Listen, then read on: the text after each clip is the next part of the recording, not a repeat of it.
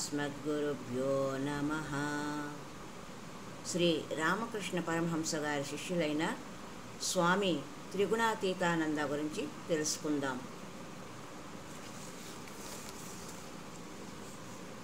ఈయన పేరు స్వామి త్రిగుణాతీతానంద.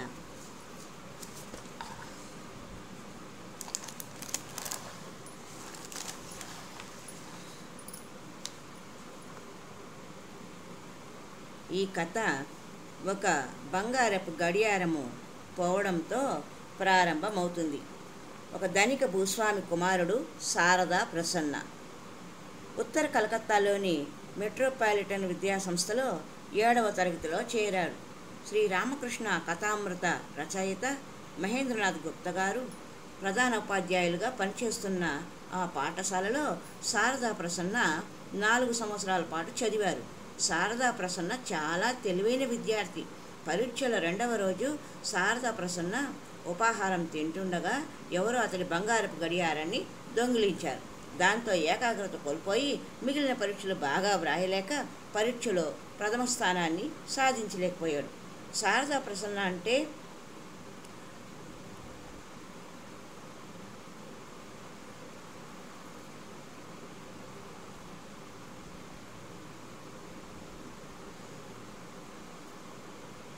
మహేంద్రనాథ్ గారికి ఎంతో ఇష్టం.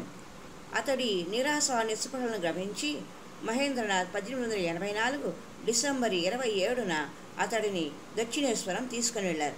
గురుదేవుల బోధలు శారదా ప్రసన్న మనసుపై ప్రభావం చూపాయి.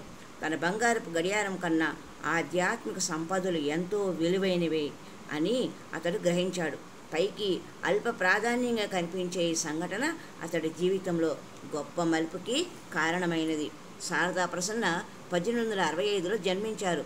ఇతని తండ్రి శివకృష్ణ మిత్ర సంపన్న భూస్వామి. 14 ఏళ్ల వయసులోనే అతడు 108 వివిధ దేవదేవి స్తోత్రాలు, గీత, చండీ, ఉపనిషత్తులు కూడా మధుర స్వరంతో పారాయణం చేసేవారు. తన 19 ఏళ్ల వయసులో శ్రీ రామకృష్ణులు సాంగత్యం కలిగాక అతడిలోని ఆధ్యాత్మికత మరింతగా ఇనుమడించింది. శారదా ప్రసన్న ఇంట్లో ఇంటి పనులు చేయడానికి ఎప్పుడు పనివాళ్ళు, సేవకులు ఉండేవారు. అందుకని శారదా ప్రసన్న చిన్న పనులు చేయడం నామోషి అనుకునేవాడు. ఒక రోజున మండుటెండలో శారదా దక్షిణేశ్వరం వచ్చినప్పుడు శ్రీ రామకృష్ణులు అతడితో కాసిని నీళ్లు తెచ్చి నా కాళ్ళు కడుగు అన్నారు. అతని ముఖము అవమానంతో ఎర్రగా కందిపోయింది. అయితే గురుదేవులు మళ్ళీ అదే అడిగారు. శారదా ప్రసన్న ఆ పని చేయక తప్పలేదు.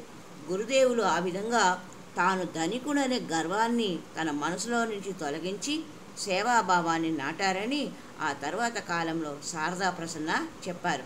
శారదా ప్రసన్న రామకృష్ణుల శిష్యుడే అయినా ఆ తర్వాత కాలంలో శారదామాత అతడికి మంత్రదీక్ష ఇచ్చింది. ఆధారాలు లభ్యమైనంత వరకు శ్రీ రామకృష్ణుల సన్యాస శిష్యులలో యోగానంద, శారదా ప్రసన్న వారి ఇరువురే శారదామాత నుంచి మంత్రదీక్ష స్వీకరించిన వారు. గురుదేవులతో శారదా ప్రసన్నకున్న అనేక అద్భుత అనుభవాలతో చెప్పుకోదగినది ఒకటి ఉంది. అహంకారాన్ని నిర్మూలించడంలో ఆఖరుగా ఎదురయ్యేది కామవాసనలే. సూక్ష్మాతి సూక్ష్మ శాఖలలో కూడిన కామవాసనలను సమూలంగా తొలగించాలి. దానిని నశింపచేయడానికి అనేక సంవత్సరాల సాధన, తీవ్ర తపస్సు అవసరమవుతాయి.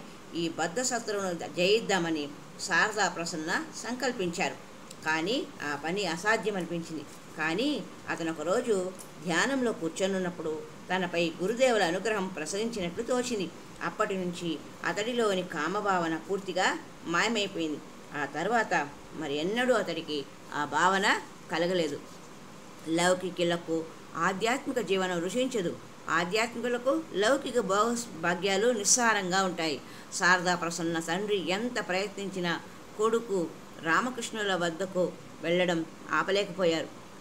శ్రీ రామకృష్ణులు 1886 ఆగస్టు 18న నిర్యాణం చెందాక కొడుకు ఇంటికొస్తారని ఆశించారు శారదా ప్రసన్న తల్లిదండ్రులు. కానీ ఆ విధంగా జరగలేదు. అతని మఠంలోనే ఉండిపోయారు. శారదా ప్రసన్న పెద్దన్నయ్య వినయ్ తమ్ముడిని ఆధ్యాత్మిక జీవితం నుంచి మరలించడానికి రహస్యంగా ఒక హోమము జరిపించారు. 12 మంది బ్రాహ్మణులు 1 నెల 12 రోజులు హోమం చేశారు. చివరకు వారు వినయంతో నీ తమ్ముణ్ణి ఈ ప్రపంచంలోకి తీసుకురావడం అసాధ్యం. సన్యాస జీవితం ద్వారా దైవ సాక్షాత్కారం పొందాలని అతడు తీవ్రంగా ప్రార్థిస్తున్నాడు. అందుచేత ఈ హోమం అటువంటి పవిత్ర ఆత్మలను క్రింది స్థాయికి తీసుకొని రాలేదు అని తన నిస్సహాయతను తెలిపారు. ఆ హోమం కోసం వినయ్ 4,000 రూపాయలు ఖర్చు చేశాడు. కానీ ఫలితం లేకపోయింది. ఒక నెల తరువాత శారదా ప్రసన్నకు తన అన్న పన్నాగం అదే హోమం గురించి తెలిసింది. అతడికి ఎంతగానో యావగింపు కలిగింది. అప్పటి నుంచి ఇంటికి వెళ్ళడం పూర్తిగా మానేశాడు. 1887 జనవరిలో వివేకానంద స్వామి శారదా ప్రసన్నకు స్వామి త్రిగుణాతీతానంద అని నామకరణం చేశారు.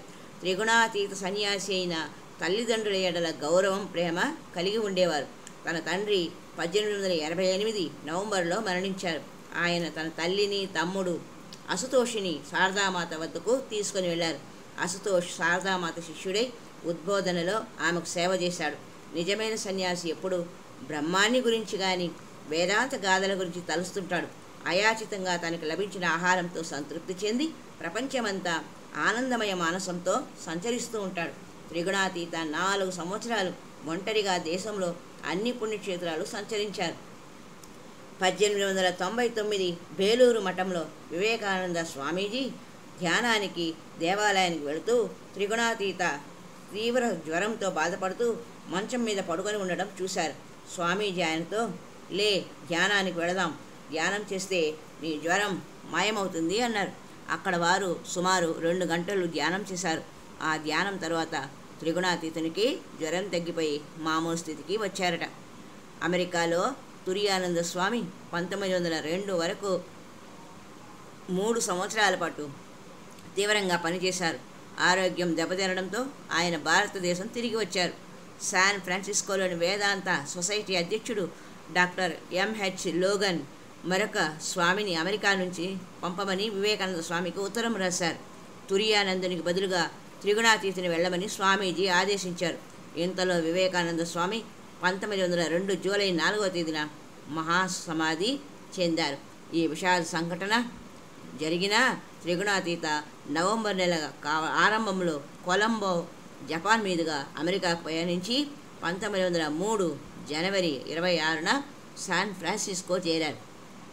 త్రిగుణాతీతకు doctor Logan, mister and Mrs CPF పీబర్సన్, తమ ఇతర సొసైటీ సభ్యులు స్వాగతం పలికారు. శాన్ ఫ్రాన్సిస్కోలో కార్యక్రమాలు బాగా అభివృద్ధి చెందాయి. అక్కడ సంప్రదాయబద్ధంగా 1908 ఆగస్టు 25న ఒక దేవాలయానికి శంకుస్థాపన చేశారు. ఈ దేవాలయం 1906 జనవరి 7న సంప్రోక్షింపబడింది. పాశ్చాత్య ప్రపంచంలో ఇదే మొదటి హిందూ దేవాలయం. శాన్ ఫ్రాన్సిస్కో నగరాన్ని అతలాకుతలం చేసి నగరంలో ముఖ్య భాగానంతా నేలపాలు చేసిన 1906లో వచ్చిన భూకంపం, అగ్ని ప్రమాదాలలో కూడా ఈ దేవాలయం చెక్కు చెదరకుండా ఉండడము ఎంతో ఆశ్చర్యాన్ని కలిగిస్తుంది. దేవాలయ నమూనాను త్రిగుణాతీత చేశారు. ఈ నమూనాలో హిందూ దేవాలయం, క్రిస్టియన్ చర్చి, మహమ్మదీయుల మసీదు, అమెరికన్లు నివసించే గృహం, వీటి అన్నిటి భావాలను మేళవించారు. త్రిగుణాతీత 1909 ఏప్రిల్లో వాయిస్ ఆఫ్ ఫ్రీడమ్, స్వేచ్ఛావాణి అనే మాసపత్రికను ప్రారంభించారు. ఈ పత్రికనే స్వామి ఉపన్యాసాలకు హాజరు కాలేని వారెంతోమందికి వేదాంత సందేశం చేరవేయడానికి ఉపయోగపడింది. 3 సంవత్సరాల లోపల ఈ పత్రిక బాగా స్థిరపడింది. త్రిగుణాతీతుడు తన అంత్యకాలం గురించి ముందే తెలుసు. ఆయన 1914 డిసెంబర్ 24వ తేదీన ఒక యువ శిష్యునితో ఈ విధంగా అన్నారు: రాబోయే కొద్ది రోజుల్లో నాకు ఏమైనా అయితే నా మరణానంతరం నా మెదడు తీసి దానిని ఒక శాస్త్ర పరిశోధనా సంస్థకో బహుమతిగా ఇచ్చి పరిశీలన నిమిత్తం దానిని ఆల్కహాల్లో భద్రపరిచి ఉంచేటట్లుగా చేస్తానని నువ్వు వాగ్దానం చేయాలి. ఎందుకంటే యోగి మెదడులో లౌకిక వ్యక్తుల మెదడు కన్నా పరిమాణంలోనూ ఆకృతిలోనూ భిన్నంగా ఉంటుందని, దీనిని శాస్త్ర ప్రపంచానికి ప్రదర్శిస్తే వారు తప్పక అంగీకరించగలరని ఆయన విశ్వసించేవారు. ఆ విధంగా ఆయన మరణానంతరం కూడా తన శరీరం సత్యశోధనకు ఉపయోగపడే విధంగా ఏర్పాటు చేశారు. తాను ముందుగానే చెప్పిన విధంగా శ్రీరామకృష్ణుల శిష్యుడు, మహాయోగి అయిన త్రిగుణాతీతానంద స్వామి 1915 జనవరి 10వ తేదీన రాత్రి 7:30 గంటలకు శరీరం వదిలి శ్రీరామకృష్ణ ఐక్యము చెందారు. ఆయన మరణ వార్త వ్యాపించగానే శాన్ ఫ్రాన్సిస్కోలోని క్యాథలిక్, ప్రొటెస్టెంటు, యూదు మత నాయకులతో సహా అసంఖ్యాకులైన ప్రజలు వచ్చి స్వామికి అంతిమ నివాళులు అర్పించారు. స్వామి కోరిక అనుసరించి వారి శరీరం సైప్రస్ లాన్స్ శ్మశాన వాటికలో దహనం చేయబడింది. కానీ వారి అమృతతత్వ సందేశం ఆయన చనిపోయిన తర్వాత కూడా శాశ్వతంగా మనలో ఉంటుంది. ఆ సందేశం ఏమిటంటే, కష్టించి పనిచేయి, నిన్ను నువ్వు క్రమశిక్షణలో ఉంచుకో, నీ శీలాన్ని స్వచ్ఛంగా నిర్మించుకో, చివరిదాకా సహనాన్ని కలిగి ఉండు, ఆత్మ సాక్షాత్కారం పొంది ముక్తుడివికా అంటూ ఉపదేశం చేశారు. హరి ఓం తత్సత్. ఓం నమో శ్రీరామకృష్ణాయ నమః. హరి ఓం తత్సత్.